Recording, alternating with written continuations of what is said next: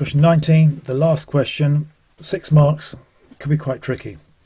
We'll solve algebraically these simultaneous equations. And it's a quadratic simultaneous equation, so the only way of doing this is by substitution. But it tells me that y equals 5 minus 4x and y equals this. So if this equals y and 5 minus 4x equals y, then I know that they both equal each other. So I know that 4x squared minus 9x minus 1 must equal the other one. Well, I've got that. First thing I want to do is to get equaling 0, because any quadratic, if it equals 0, then I'm going to be okay. So I'm going to add 4x to both sides, and then I'm going to take away 5. So I'm going to get 4x squared. I've got minus 9x. I'm going to add 4x, so that will give me minus 9 plus 4 is minus 5x. I've got minus 1. I'm going to have to take away this 5 from both sides, so that'll give me minus 6, and that equals 0. It's a non-calculated paper. I can't divide or simplify this, so I'm going to see if I can factorise it. And this could be a bit tricky because it's got a 4 here. I don't like that very much. So I'm going to factorise it and see what you have to times by.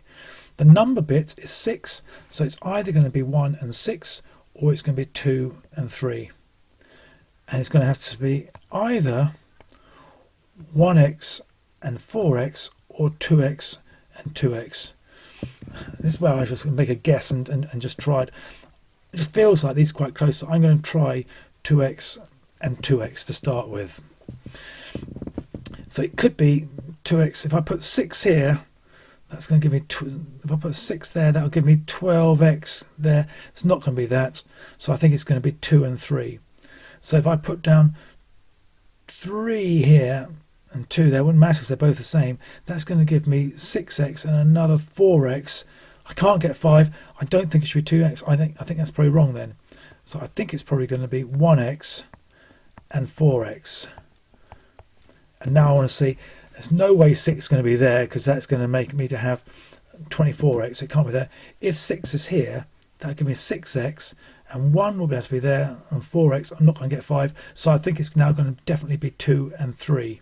Okay, one's positive and one's negative, because it gives me negative 6. So if I have 3 here, that's going to be 3x, and 2 there is going to give me 8. That's going to be it. 3 is going to be there, and 2 is going to be there. X times 3 is 3x, 2 times 4x is 8x. I want it to be negative 5x, so I want the bigger one to be negative. That's going to be negative, that's going to be positive, and we're heading quite well there. I've got something times something is 0, so either, and I always like writing the word down, x minus 2 equals 0, or 4x plus 3 equals 0. Now I solve those two equations. X equals 2, or 4x equals minus 3, so x equals minus 3 over 4. I've worked out what x is, so x is 2 or x is minus 3 over 4, but I need to find out what y is.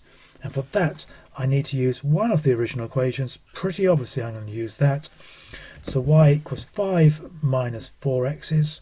So if x is 2, 5 minus 4 2's, that's 5 minus 8, y will be minus 3.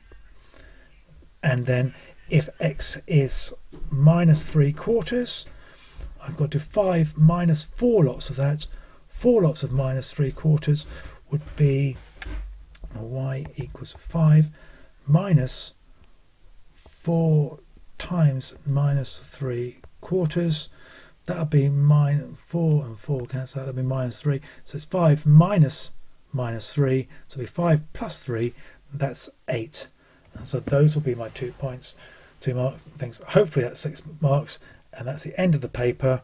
That's done.